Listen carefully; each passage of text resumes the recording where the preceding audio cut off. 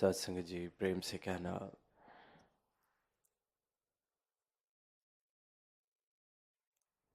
आज इस सत्संग में सभी शामिल हुए हैं, आनंद ले रहे हैं और किस प्रकार कुछ हफ्तों से सभी आने वाले समागम की तैयारियों में जुटे हैं। निरंतर इन मैदानों में सेवाएं हो रही हैं। महापुरुष तन से, मन से, धन से, हर रूप से योगदान दे रहे हैं। आनंद, रौनक, खुशियाँ, बहारें जो भी आ रहा है इसे महसूस कर रहा है, इसका भाग बन रहा है। और हर वर्ष की तरह यही भाव सबके के समागम आया है, तो पूरे वर्ष की यहाँ से हमने ऊर्जा लेनी है। साल की शुरुआत, नए वर्ष की शुरुआत संतों की तो समागम से ही हो जाती है। तो ये जो समागम आया है तो हम अपना योगदान दे सकें, खुशियाँ खेड़ें, इसमें शामिल हो सकें, भागीदार बन सकें। अंत में भी गीत सुन रहे हैं तो रौनकों की बात हो रही है, खुशियों की बात हो रही है। तो ये सब मुमकिन इसीलिए है क्योंकि आधार ये परमात्मा है, ये सच्चाई है, ये ब्रह्म ज्ञान है। क्योंकि आधार स्थिर है, आधार सदैव रहने वाली ये अविनाशी सत्ता है। तो फिर जो इस आधार के ऊपर टिकी ये खुशियाँ हैं, ये रौनकें हैं, ये बहारें हैं, फिर ये भी सदाबहार हो जाती हैं। क्योंकि आधार इतना मजबूत, आधार सत्य, आधार ये परमात्मा। तो जहाँ निरंतर आनंद लिया जा रहा है, पिछले एक हफ्ते से रोज़ हर ग्राउंड में हम सब ने इतनी रहमतें ले रहे हैं। आज शाम को भी ग्राउंड ए में रूप सजना है वो। तो ये सब तब तक मुबारक है जब तक जो मूल है उसके साथ जुड़े हैं, जब तक ये ब्रह्म ज्ञान है इसके साथ जुड़े हैं। समागम में आ रहा है, सब जानते हैं, पर मैं अपने जीवन के लिए, अपनी इस यात्रा के लिए इस समागम को एक पड़ाव की तरह देखूं कि हाँ, कि जो मेरी भक्ति है, मेरा जीवन है, ये भक्ति और निखर गई, ये जीवन है इसमें निखारा गया। तो मुबारक है। क्योंकि संत महापुरुष निरंतर अपना रिश्ता इस परमात्मा के साथ और गहरा और पक्का करने में लगे रहते हैं। तो सारे मिलके यही अरदास करें कि दातार, ये जो सुंदर नज़ारे बनते हैं, हम भी इसकी सुंदरता को बढ़ाने वाला जीवन जी सके। हमारे अपने जीवन में भी सुंदरता और हो और निखार आए। क्योंकि ये तो नज़ारे बनते ही रहने हैं, सदगुरु ने बनाने हैं, कृपा करनी है। पर बात तब बनती है कि इन नज़ारों में, इन रौनकों में मैं शामिल हूँ और मेरे जीवन में भी निखार आए।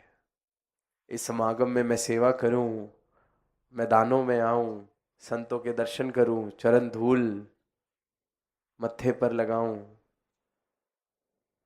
खुशियाँ मनाऊं, आनंद लूं, पर वो बस इन चंद दिनों का ना होकर रह जाए।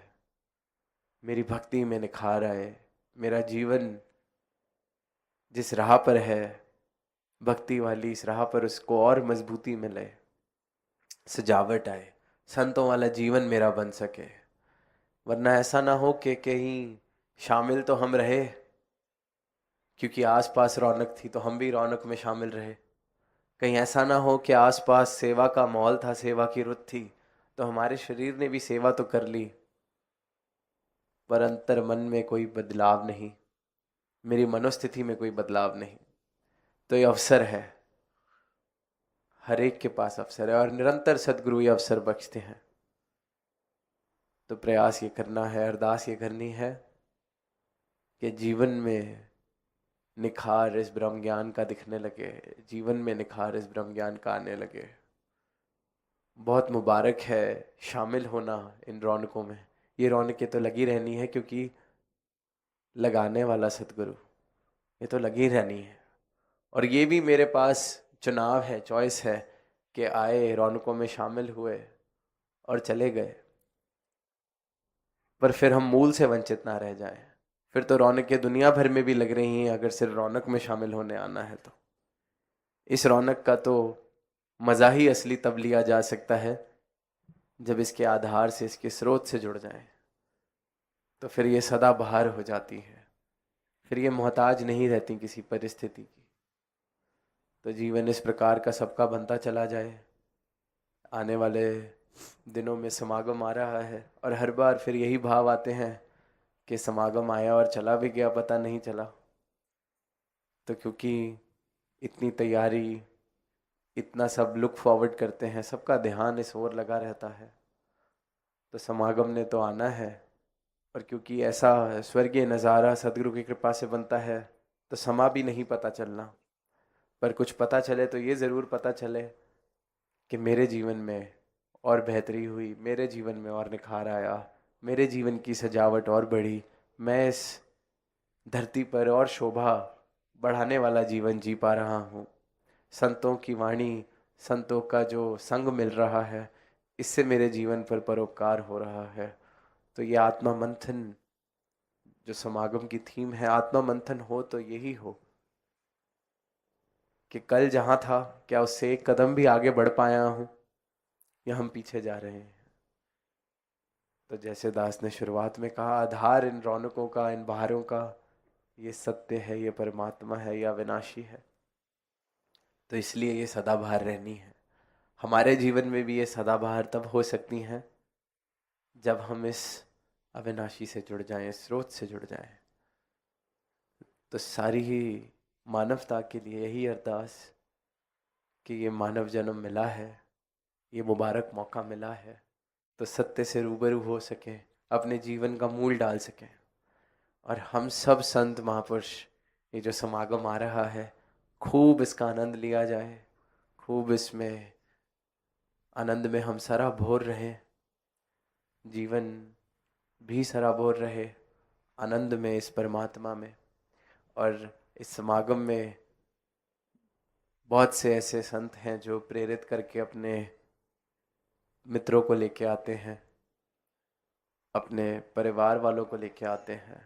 तो दातार ऐसी मेहर करे कि ये जो भाव है परोपकार वाले, कि सत्य से हम जुड़े हैं तो और सबको भी जोड़ सकें, ये भाव और मजबूत होते चले जाएं। और फिर हमारा जीवन भी इस प्रकार का बनता चला जाए कि हम प्रेरित करके ला रहे हैं, तो फिर हमारा जीवन ही प्रचार का माध्यम बन सकता है। क्योंकि जो प्रेरित करके लाता है, सबसे ज़्यादा उसकी तरफ ही फिर देखा जाता है कि यही मुझे लाया था, इसका जीवन कैसा है। तो ये प्रचार का अवसर मिलता है, परोपकार का अवसर मिलता है, तो संत हमेशा परोपकारी हृदय के साथ ये सेवाएं निभाते हैं। और सब ही यही अरदास करें कि ये समागम की शोभा और गरिमा बढ़ाने में हम योगदान दे सकें। अगर सेवा पंडाल में बैठ के सत्संग सुनने की भी है समागम में, तो वो भी इतनी खूबसूरती से निभे कि हमें समागम में सुंदरता का और सजावट का कारण बने। तो समागम आ रहा है, सबकी तैयारियां भी पूरी हैं और निरंतर आप सबके दर्शन पिछले 1 महीने से हो रहे हैं। आने वाले दिनों में भी निरंतर रोज़ सबके दर्शन होंगे, समागम का आनंद सब मिलके लेंगे।